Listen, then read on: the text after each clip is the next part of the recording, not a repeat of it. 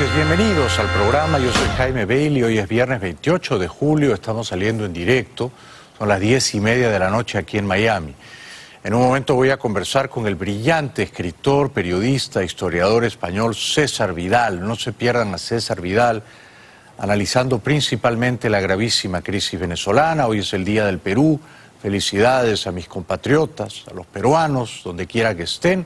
El programa va dedicado con mucho cariño a Gabriela y Quique y también a Carlos y a Miguel que nos visitan aquí en el estudio. Bueno, hace minutos nada más el presidente Trump ha despedido a su jefe de gabinete, Reince Priebus, y ha nombrado como nuevo jefe de gabinete al general John Kelly. La última vez que un militar había servido como jefe de gabinete en la presidencia fue con Alexander Haig, cuando Nixon era presidente. ¿Lo hará bien el general Kelly? El presidente estadounidense Donald Trump nombró por sorpresa como su nuevo jefe de gabinete al general John Kelly en sustitución de Reince Priebus, quien había sido objeto de duras críticas por parte del recién designado director de comunicaciones de la Casa Blanca, Anthony Scaramucci.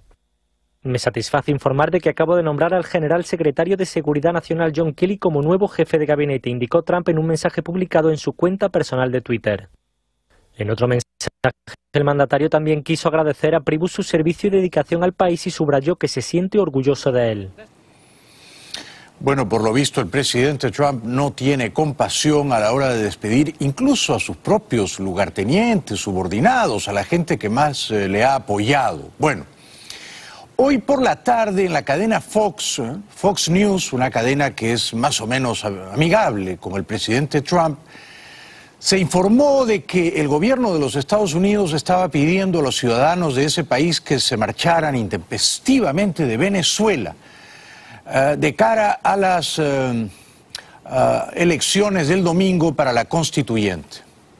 The United States is warning Venezuela against holding that vote on Sunday. It would create a national assembly that would rewrite the country's constitution, seen as a way for President Nicolas Maduro to consolidate power there. This week, the United States has already sanctioned more than a dozen current and former Venezuelan government officials and says that if Venezuela moves forward with this vote, the U.S. will enact more. We are prepared to continue taking strong and swift economic actions if the government of Venezuela insists on holding those July 30th Constituent Assembly elections. We see these constituent elections as just a way to further the Maduro regime, and we've seen what has happened to the people of Venezuela. Pues la señora portavoz tiene toda la razón, ¿no? Lo que está en el corazón de las elecciones del domingo es el deseo de Maduro de perpetuarse antidemocráticamente en el poder y de secuestrarles a los venezolanos la libertad de elegir cada tanto a sus mandatarios. Por eso Estados Unidos amenaza con más duras, severas sanciones a ese régimen de entraña autoritaria. There is a political and economic crisis in Venezuela with shortages of food and medicine. The State Department notes fighting there between protesters, the government, armed motorcycle gangs supporting the government. The U.S. says that more than 70 people have died in the fighting. Now, the State Department is also ordering diplomats' family members out of the country, saying in a statement, quote, the department ordered the departure of family members and authorized the voluntary departure of U.S. government employees from the U.S. Embassy in Caracas. The political and security situation in Venezuela is unpredictable and can change quickly. It goes on to note that U.S. citizens have been subject to robberies, to arrests and detention if they have wandered close to those protests. Todo el que puede se va de Venezuela. Más de 50.000 personas han cruzado la frontera hacia Cúcuta, Colombia, desde el domingo. Ahora, ¿por qué en Venezuela la gente se muere de hambre y en Cuba no? ¿Por qué en Venezuela hay gente revolviendo entre la basura para comer y en Cuba no? Tal vez este breve fragmento periodístico contiene la respuesta, porque en Cuba, desde principios de los 60, los cubanos gozan de una libreta de racionamiento, que es una manera en virtud de la cual el Estado reparte alimentos a precios realmente simbólicos, a precios subsidiados.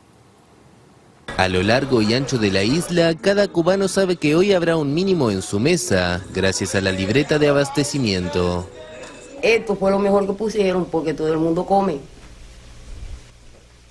La quitan y va a haber problema otra vez. Por lo menos la canasta básica te da la posibilidad de, tan siquiera en el mes, tener ese alivio.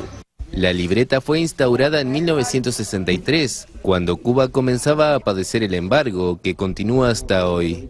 Desde entonces, cada hogar recibe al mes algunos alimentos básicos por los que paga una décima parte de su valor. Aunque supo incluir hasta cigarros, ahora apenas permite acceder a algunos huevos y raciones de aceite, arroz, azúcar, frijol, pan, pollo y café. Pero el gobierno te da de comer y te cobra poquísimo, es casi comida regalada. El subsidio le cuesta al gobierno de Raúl Castro, que se ha quejado de ello, fortunas. Cada año el gobierno destina más de $1.000 millones a subsidios de alimentación para más de 11 millones de habitantes. Pero con un salario mensual promedio equivalente a $29, completar la canasta es difícil. En 2011, Raúl Castro dijo que la libreta era una carga insoportable para el Estado, que desalienta el trabajo y genera ilegalidades. ¿Recuerdan que recientemente el Departamento del Tesoro de este país publicó unas sanciones contra Tarek El Aissami, el vicepresidente de Venezuela? Bueno, hoy la cadena periodística NTN 24 entrevistó a un portavoz del gobierno de los Estados Unidos, el señor Fitzpatrick, y él dijo que solo en este país le han encontrado a Tarek El Aissami cuentas por $500 millones. Le puedo dar un ejemplo. En febrero de este año sancionamos el vicepresidente actual de Venezuela, Tarek El Aissami, y desde febrero hasta ahora hemos encontrado cientos de millones de dólares, o sea, alrededor de $500 millones en los Estados Unidos, en el nombre de él o de su testaferro en Miami. Entonces la pregunta es, ¿y qué más tienen otros bancos en otras partes del mundo si han ocultado $500 millones en los Estados Unidos? Y es solamente 2 personas. Cuando dice $500 millones, quiere decir el señor Fitzpatrick $500 millones. Solo en bancos de Estados Unidos, entre él y su testaferro. ¿Cuánto más tendrá en bancos de otras latitudes? Este vocero del Departamento de Estado explica el fundamento legal de esas sanciones, que son, por supuesto, perfectamente justas. Y en el caso de Tarek El Aissami, también de su involucramiento en el narcotráfico también. Que lo que hemos decidido como país en una decisión soberana es que no queremos tener este tipo de personas en nuestro país y tampoco queremos tener sus activos en nuestro sistema financiero. Entonces hemos congelado sus activos, hemos cancelado sus visas y hemos, por orden legal, prohibido que norteamericanos, ciudadanos de los Estados Unidos, tengan negocios con esas personas ya sancionados.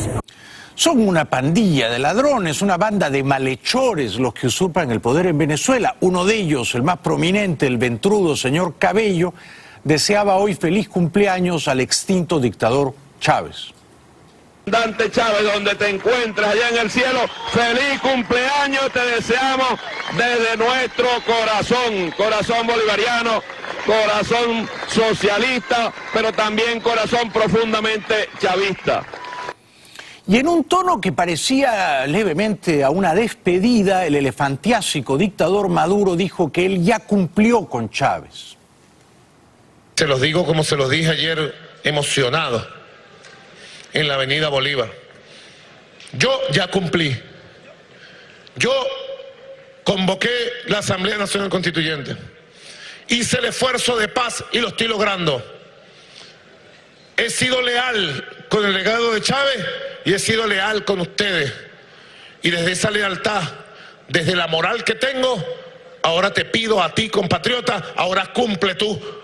Cumplan ustedes el próximo domingo, 30 de julio, salgan a votar, salgan a ejercer su soberanía, salgan a elegir, salgan a decidir. No permitan que otros decidan por ustedes. Que la Asamblea Nacional Constituyente sea la puerta a la paz. ¡Que viva Venezuela! ¡Que viva la gran misión Vivienda Venezuela! ¡Que viva la patria bolivariana! ¡Hasta la victoria siempre! ¡Venceremos! Parecía una despedida, si ya cumplió, que renuncie. Pero luego, en tono vulgar, hizo una broma fallida aludiendo a los líderes de la oposición. Dijo que él, de modo furtivo, clandestinamente, les regala huevos.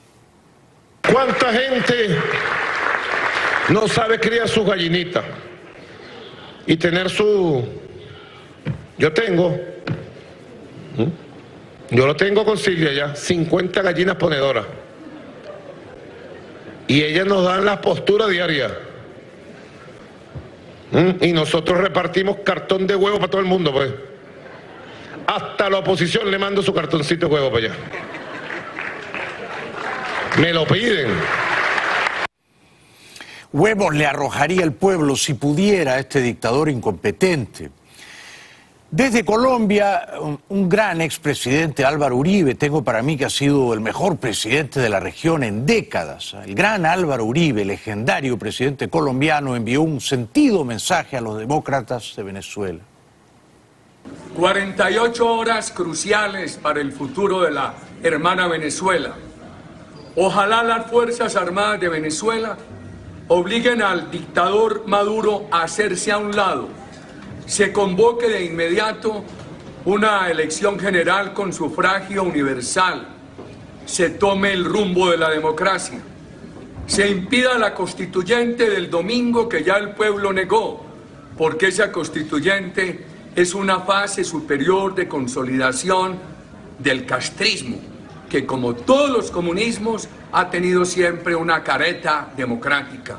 Acompañamos a la oposición democrática de Venezuela. Grande Álvaro Uribe, mis saludos y mis respetos de siempre. Bueno, tenemos que ir a la publicidad. En un momentito viene un brillante escritor, periodista, historiador español, César Vidal. No se lo pierdan, una mente muy brillante. Pronto voy a tener el privilegio de conversar con César Vidal, un gran escritor, periodista español, afincado aquí en Miami. Vamos a pasar revista, por supuesto, a la crisis venezolana. A propósito de eso, la televisión alemana difundió hoy algunas imágenes estremecedoras sobre el caos en Caracas en vísperas del plebiscito de la constituyente, prostituyente que ha convocado el dictador. Una lucha cada vez más mortífera. Las calles de la capital venezolana se han convertido en un verdadero campo de batalla. Los enfrentamientos entre manifestantes opositores y las fuerzas de seguridad se tornan violentos a diario. Los manifestantes aseguran que luchan contra el aumento del autoritarismo. Temen que la votación de la nueva Asamblea Constituyente este domingo consolide a Nicolás Maduro en el poder. La prohibición de las protestas de cara a la elección solo ha reforzado su determinación a manifestarse. Es decir que, aunque parezca exagerado porque ambas son sociedades cerradas, totalitarias, da la impresión de que en Cuba la gente vive algo mejor que en Venezuela. La gente no pasa tanta hambre como en Venezuela, el turismo florece, hay más aerolíneas, Avianca acaba de cancelar sus rutas a Caracas. O sea que es increíble.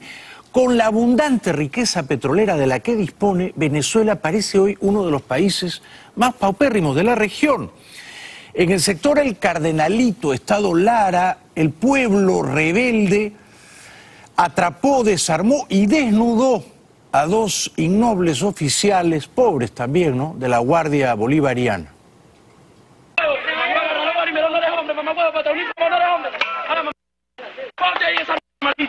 Por esto y por ti, maldito, esta es resistencia Lara. Para que veas lo que pasa, suéltalo. Cuando agarras un guarimbero, esto la pasa con todos los malditos que pasen esta.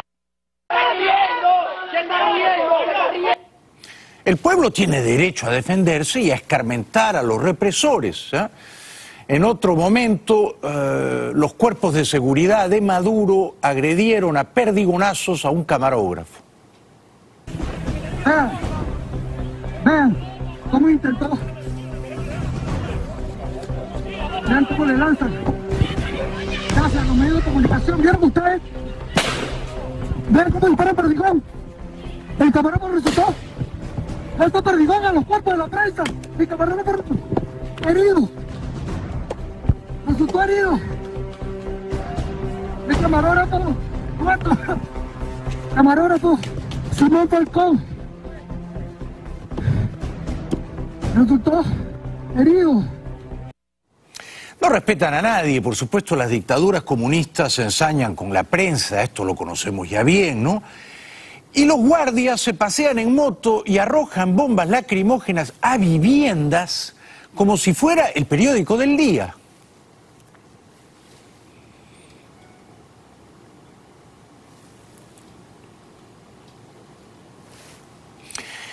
En el sector de California Sur, un equipo periodístico registró los daños perpetrados anoche por las fuerzas de seguridad al servicio de la dictadura. Con destrozos y exceso de fuerza por parte de agentes de la Guardia Nacional Bolivariana, terminó la huelga general de 48 horas en Venezuela, promulgada por la oposición en contra del gobierno de Nicolás Maduro. En una urbanización al este de Caracas, donde se llevaba a cabo una protesta, los agentes policiales arremetieron en contra de las residencias y del personal de seguridad. Según el supervisor de vigilancia del conjunto, quien pidió no divulgar su nombre, los efectivos de la GNB perpetraron todo tipo de abusos. Bueno, según la agencia periodística argentina TELAM, hoy han matado de un balazo en la cabeza a un policía venezolano en Mérida. Según TELAM, serían 108 los muertos desde el 1 de abril, abatidos principalmente por la dictadura, ¿no? La enorme mayoría de ellos jóvenes libertarios. Pero hoy el diario venezolano El Nacional registra un muerto más, Gustavo Villamizar, 18 años, que vendía sándwiches, perros calientes con un carrito en la calle y que ha sido asesinado por los esbirros, los sicarios de la dictadura, con lo cual serían oficialmente 109 los muertos al día de hoy, viernes 28 de julio. Un policía murió hoy en Venezuela luego de recibir un disparo en la cabeza durante una manifestación registrada ayer en el estado de Mérida, según informó el Ministerio Público, con lo que la cifra de víctimas desde el inicio de las protestas llega a 108. 109 si contamos al muchachito Gustavo Villamizar, 18 años, a quien han asesinado hoy en Táchira. Hoy viernes ha salido en televisión la pasmada señora Tibisay Lucena. Ella preside el Poder Electoral y es la gran madame del burdel chavista, ¿no? La experta en amañar elecciones, en trucarlas, en viciarlas y en hacer que los chavistas ganen siempre, por las buenas o por las malas. La señora Tibisay, que es muy diligente para servir a Maduro convocando esta constituyente, pero que fue lenta, lerda, pusilánime, cuando la oposición el año pasado le exigió que convocara un referéndum revocatorio al que ella estaba obligada a convocar, ahora dice que la oposición lesiona la democracia de su país. La organización de este evento ha estado marcada por la acción de algunos sectores violentos que se empeñan tercamente en lesionar la democracia en Venezuela. Todos sabemos dónde están los focos de esa violencia antidemocrática y sabemos también que la inmensa mayoría del pueblo venezolano rechaza la imposición de estos sectores minoritarios y encuentra en el voto la única solución para lograr y mantener la paz en Venezuela. Bueno, quienes han lesionado y herido de muerte a la democracia hace años en Venezuela son ella y su pandilla, no nos engañemos, y la inmensa mayoría del pueblo los reprueba, los repudia. Si hubiera algo vagamente parecido a la democracia en Venezuela, esta señora tendría que haber convocado un revocatorio a la mitad del mandato de Maduro, o sea, en abril del año pasado. Y no lo hizo, y se puso de espaldas al pueblo.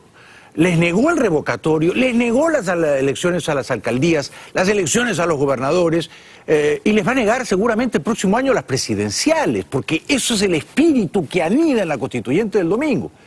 Es un Congreso cubano, todos comunistas, todos chavistas, todos maduristas, y se acabó el derecho del pueblo a elegir a su gobierno. Pero esta señora, con un cinismo francamente insultante, con una gran desfachatez, sale en televisión diciendo que unos pocos crean zozobra en Venezuela. Al día de hoy, 53 de los 335 municipios del territorio nacional han sido afectados por acciones focalizadas de violencia política. Unos pocos pretenden mantener la zozobra, amenazando a la población, no solo con atacar los centros de votación, sino también las máquinas de votación, con el objetivo de impedir las elecciones de este 30 de julio. Esta señora es Miss Fraude Venezuela. No esperen nada bueno de ella el domingo por la noche. Seguramente van a votar 1,5 millones de personas, casi todos, casi todas empleados públicos, ¿no?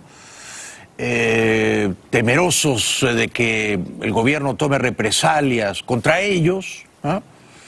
Pero luego la señora Tibisay dirá la cifra que se le antoje, ¿no? Que han votado 7, 8, 9 millones. ¿Quién cuenta los votos en Venezuela? Solo ella, ¿verdad? Y además ya Tibisay hoy anunció que usted puede votar donde quiera. O sea, este domingo en la Constituyente no es que usted tiene que votar donde le toque, en su mesa de votación, no. Usted puede votar donde quiera. Y si no vota, el gobierno vota por usted, así que no se preocupe. Todos los electores y las electoras podrán sufragar en cualquier centro de votación del municipio donde están registrados. Esto incluye a los 335 municipios del territorio nacional y el 100% de las ciudadanas y los ciudadanos habilitados para votar en estas elecciones. Para terminar, solo algunas imágenes más de los daños perpetrados por los vándalos uniformados al servicio de la dictadura anoche, que terminaba la huelga de 2 días. Esto ocurrió en el sector La California Sur, quemaron vehículos, quemaron motos, rompieron portones, en fin, lo de siempre. Pues producto de las acciones violentas por parte de los cuerpos de seguridad del Estado, resultaron incendiados un vehículo, como pueden observar en nuestras imágenes, y también una motocicleta que se encontraba en una de las calles de esta urbanización. Recordemos que es la urbanización California Sur, ubicada en la ciudad capital. En Palo Verde anoche dispararon balazos, claro, los guardias, ¿no? La innoble Guardia Nacional, a diestra y siniestra para, por supuesto, amedrentar a la población. Son impactos de bala provocados por el CONAS, quienes denuncian los vecinos que en horas de la noche llegaron con tanquetas disparando a los faros de los edificios para poder apagar la zona, para que la zona quede sin iluminación y así arremeter contra el pasado 26 de julio. Rompieron vidrios de apartamentos, en edificios, en complejos residenciales, los niños estaban aterrados. Todo esto ocurrió anoche. Son para las que hayan realizado los progresos que hicieron, pero ingresaron dentro del conjunto residencial. Sí, es súper fuerte, gracias a Dios la señora no estaba aquí en este momento, pero como puedes ver, hay diversos cartuchos de armas, no sabría decirte qué tipo de armas, y se ven los impactos de las bombas contra la pared. Una persona que pudiese haber sido bien lesionada. Pero hoy en el sector de Montalbán, algún vecino armado desde un apartamento alto disparó plomo sobre la guardia, que tuvo que batirse en retirada.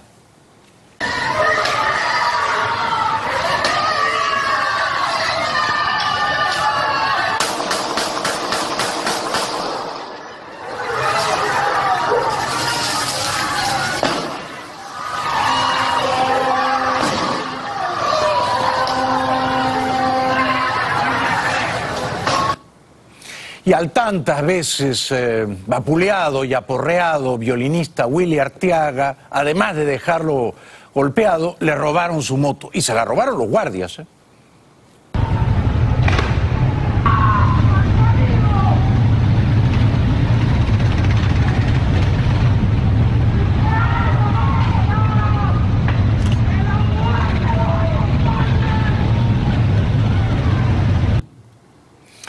Y son agentes uniformados, al servicio del Estado, y actúan como unos asaltantes de caminos. Para terminar, un camión cargado de pasta fue detenido por la multitud hambrienta. Ya digo, en Venezuela la gente pasa hambre mucho más que en Cuba. Y la gente saqueó el camión de pasta. Esta es la ARC, señores, están saqueando un camión de pasta. Son las 12:50 de la tarde, viernes 28 de julio. Tenemos que ir a la publicidad. Luego voy a conversar con el gran César Vidal, escritor, historiador, periodista español. No se pierdan a César Vidal, una mente brillante. Regresa esta noche al programa y es un honor para mí, un escritor, periodista español al que admiro y leo mucho. César Vidal. César, gracias por estar aquí. Buenas noches. Es un placer y un privilegio. Gracias, gracias. ¿Cuál es tu balance de estos 3 meses largos? Abril, mayo, junio, estamos terminando julio, ¿no? De protestas callejeras, virulentas contra la dictadura venezolana. Bueno, yo no creo que sea el principio del fin, pero quiero creer que va a ser el final del principio.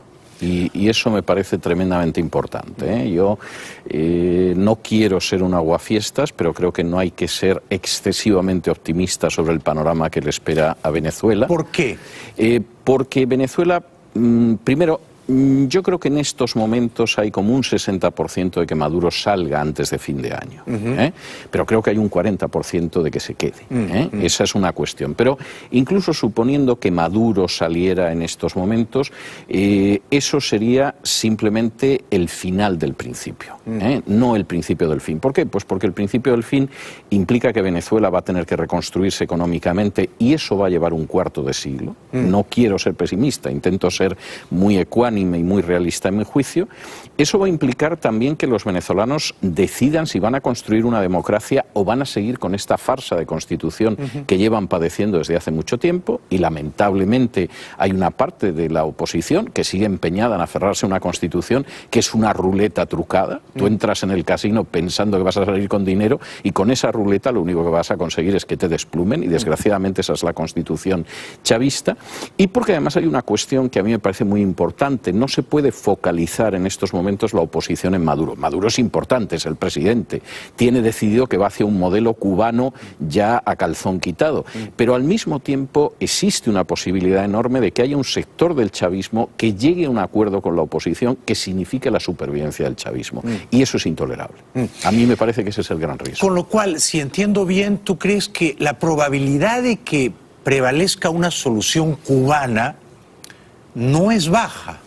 Yo creo que no es baja, pero también creo que hay muchas posibilidades de que no prevalezca, porque hay una serie de factores que son muy contrarios a Maduro. Por ejemplo, a Maduro en octubre le vence la deuda y no tiene cómo hacer frente a esa deuda. Es decir, a pesar de que Goldman Sachs le dio hace unas semanas un balón de oxígeno comprándole bonos, a pesar de que el precio del petróleo están intentando reflotarlo varios países a los que ese precio artificialmente bajo del petróleo les ha hecho mucho daño, Venezuela no es el único caso, a pesar de todo Maduro tiene enormes dificultades económicas. Y eso hace que finalmente Maduro, aunque pueda celebrar la Asamblea Constituyente este fin de semana, aunque den los resultados que tú y yo sabemos que van a ser absolutamente falsos y sin punto de contacto con la realidad, sin embargo no tiene fácil el seguir pisando el acelerador, porque en realidad incluso los que quieren ayudar, yo ya no diría a Maduro sino al chavismo, tienen claro que tienen que sacrificar a Maduro, y eso incluye pues incluso a gente tan cercana a Maduro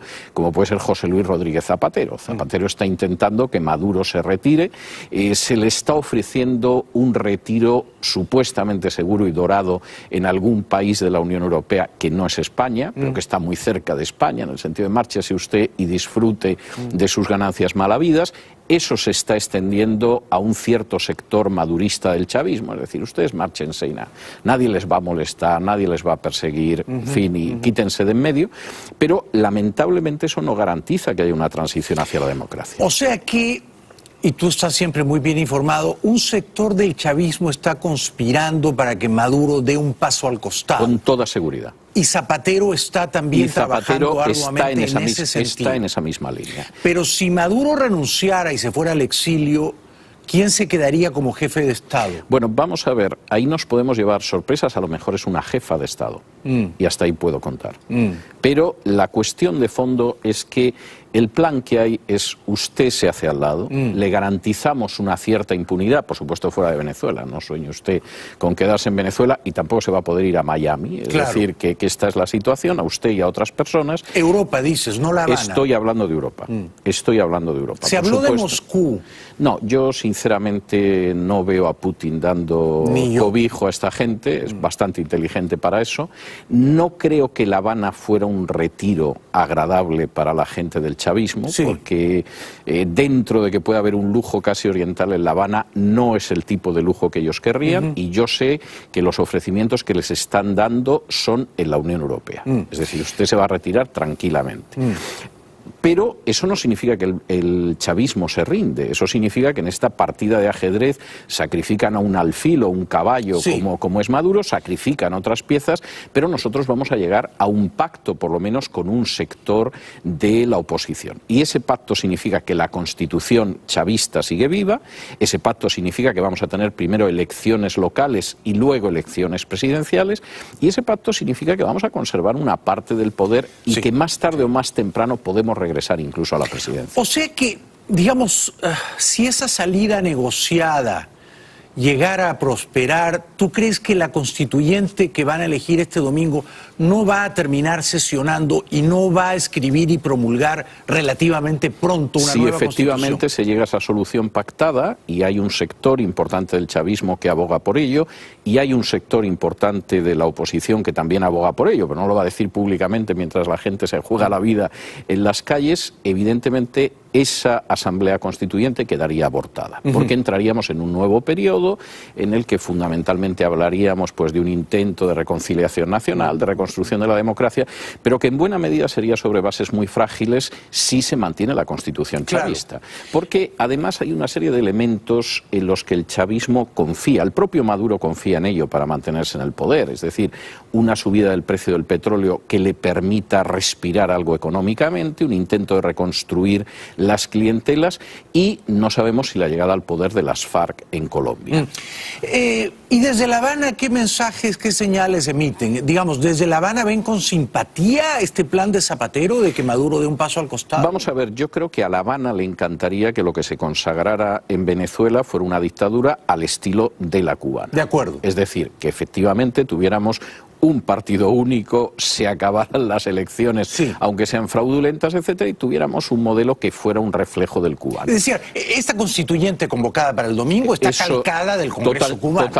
Totalmente. Y de hecho, eso es lo que hace que al final el sistema venezolano, que es mucho más sutil y mucho más inteligente que el cubano es un sistema meramente soviético, pero el sistema venezolano es más sofisticado y eso les ha permitido mantenerse en el poder con una pseudodemocracia, porque es una democracia totalmente falsa, realmente ya se convirtiera en el sistema cubano. Eso a La Habana le parecería un regalo del cielo, pero también hay que reconocer que La Habana es realista. Y si efectivamente hubiera que sacrificar a Maduro para mantener esa parasitación que tienen en Venezuela, pues sacrificarían a Maduro. Porque al final lo que les interesa desde La Habana son los 40.000 o 50.000 barriles diarios de petróleo y no tanto el futuro político de Maduro. Por supuesto, vamos a ver, el régimen cubano es un régimen parasitario prácticamente desde su nacimiento. Hay que tener en cuenta que empezó parasitando a la Unión Soviética. En los años 70, Cuba le había costado a la Unión Soviética 8 veces lo que le costó a Estados Unidos el Plan Marshall para 20 y tantas naciones después de la Segunda Guerra Mundial. Es decir, Cuba no fue un regalo en términos económicos. Y después de la caída de la Unión Soviética, lógicamente, el gran granero de la dictadura cubana es Venezuela. Si eso lo pueden mantener, les da lo mismo que sea Maduro. Tal cual. Tenemos que ir un momentito a la publicidad. Te voy a preguntar luego, ¿qué crees que va a pasar en Venezuela el lunes? Es decir, si Maduro va a amanecer fortalecido después del domingo. Regresamos con César Vidal, una mente brillante. No se lo pierdan, no nos dejen solos. Estoy conversando esta noche con el escritor y periodista español César Vidal. César, si este domingo la señora Lucena, Tibisay Lucena, divulga unos resultados patentemente falsos, ¿Crees que el pueblo va a salir a las calles a protestar? ¿Cómo va a amanecer Venezuela el lunes? Si el fraude es muy descarado, es muy obsceno, ¿cómo va a reaccionar el mundo ante ello? Pues yo no creo que haya un cambio esencial. Es decir, todos sabemos que la constituyente la va a ganar. No van a votar nada más que los chavistas y a favor de listas chavistas. Eso no tiene otro posible resultado. O sea, como las elecciones en la Unión Soviética, donde solo podías votar al Partido Comunista. No tienes vuelta de hoja. Por parte de la oposición, hombre, yo creo que la oposición se va a indignar, pero no le va a pillar de sorpresa. Yo no creo que la oposición espere que van a votar solo 250.000 de venezolanos, porque eso tampoco sería realista. Lo que tú crees que espera la oposición es que ellos se adjudiquen más votos que la consulta del 16 de julio. Muy posiblemente, porque efectivamente si no se adjudican más votos van a quedar muy mal. Correcto. Entonces, lógicamente tienen que insistir en que tienen un respaldo popular, que el referéndum que en su día convocó la oposición. Yo creo que eso hay.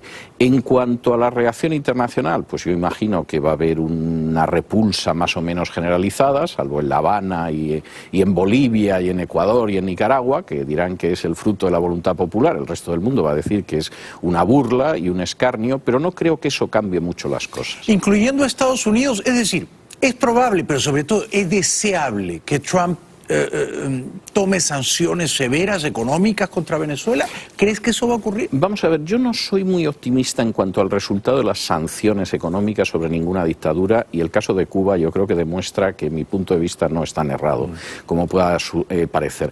Yo creo que Venezuela está recibiendo unos golpes económicos muy fuertes desde el momento en el que Obama pactó con el rey de Arabia Saudí que el precio del petróleo se desplomaba. Y eso pilló a una Venezuela que el 90% de sus exportaciones eran el petróleo y que lógicamente quebró.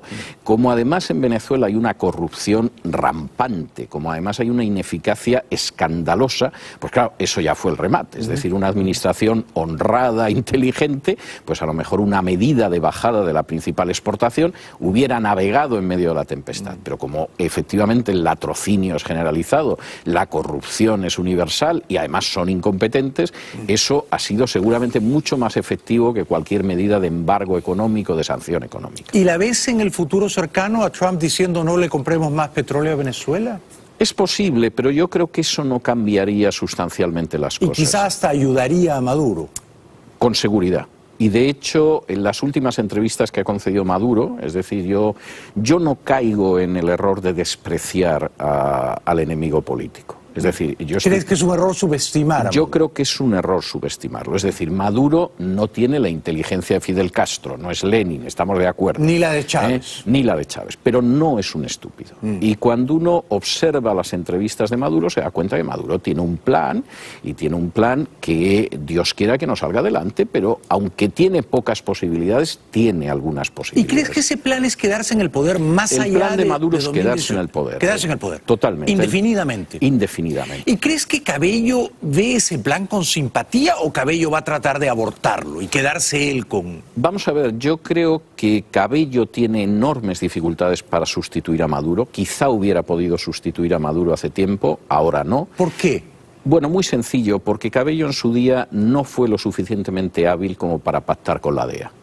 Es decir, si efectivamente en un momento determinado Cabello hubiera aceptado llegar a un pacto con Estados Unidos, en que a cambio de inmunidad en todas las cuestiones de narcotráfico que él maneja desde hace años, él hubiera aceptado, por ejemplo, que las Fuerzas Armadas no respaldaran el régimen chavista, pues es posible que a lo mejor él hubiera podido encabezar un gobierno de transición. Yo creo que su momento pasó. Tú sabes que en política pasa como el amor. Hay momentos en que todavía tienes posibilidades y hay un momento en que ya las posibilidades se acabaron. ¿Y crees que la DEA tiene los ojos puestos en Cabello, en Tarek, en Carvajal y no tanto en Maduro? ¿Es así? Yo creo que por supuesto en ellos, porque son más fácilmente identificables. Yo creo que una de las muestras de que Maduro no es tan estúpido como algunos pueden creer es que va a ser muy difícil relacionar a Maduro con todas esas situaciones. Seguramente Maduro es el que tiene más fácil no verse implicado en causas penales y al mismo tiempo y podría marcharse sin problemas con la administración de justicia,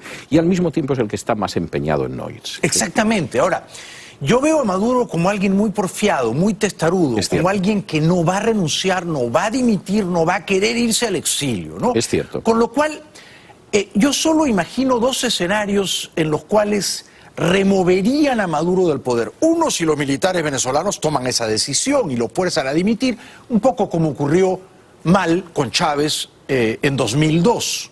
Y otro, bueno, si el señor Trump decide intervenir de un modo ya desembosado, ¿no? Con sanciones económicas severas, privando a la dictadura venezolana de dinero en efectivo.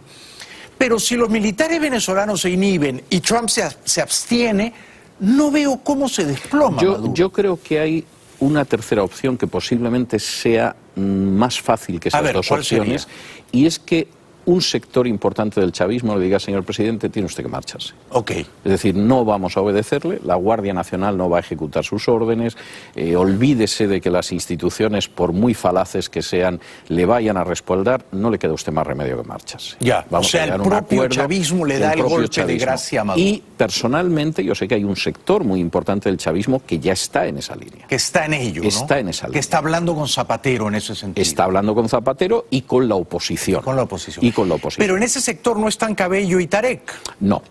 No a día de hoy. Yo creo que ellos están en una posición de espera para ver cómo se ventila todo. Si finalmente a Maduro acaban convenciéndole en contra de su voluntad para que se vaya, pues yo me imagino que ellos van a ser parte del paquete que se negocia, porque la oferta que se está haciendo a Maduro es mejor que la que se está haciendo a Diosdado Cabello, es mejor que la que se está haciendo a Tarek, lo cual es lógico también. Lo cual es lógico, pero entonces, por lo menos ellos tres, no sé si el general Padrino, tendrían que irse al exilio, ¿no? Sí, eso no tiene duda. Es decir, hay una serie de personajes de la cúpula dura de lo que yo diría ya no el chavismo, el madurismo, que efectivamente se marcharía al exilio con una garantía seguramente no escrita de que ni los va a perseguir la justicia ni tampoco les van a tocar excesivamente sus bienes mal habidos. Bueno, como siempre es fascinante conversar contigo y como siempre resulta insuficiente el tiempo. Además has revelado con una gran precisión este plan secreto que está negociando Zapatero. Te agradezco muchísimo por haber venido, querido César Vidal. No, ha sido un placer, de verdad. A mí se me pasa el tiempo volando cuando departimos. Lo mismo digo. Regresa pronto, por favor. Cuando tú quieras. Gracias de corazón. A ti y a ti. Y léanlo todos los domingos en el diario Las Américas. Los sábados. Los sábados, perdón. Gracias, querido César. Regresamos después de la pausa. Yo también publico los sábados en el diario Las Américas, gracias a Nelson Meserani, a Osmil Martínez, a Eliana Labastida. Así que si pueden, échenle una leidita a mi columna mañana sábado. Gracias por hoy, gracias por vernos. Nos vemos el lunes. Buen fin de semana. Buenas noches.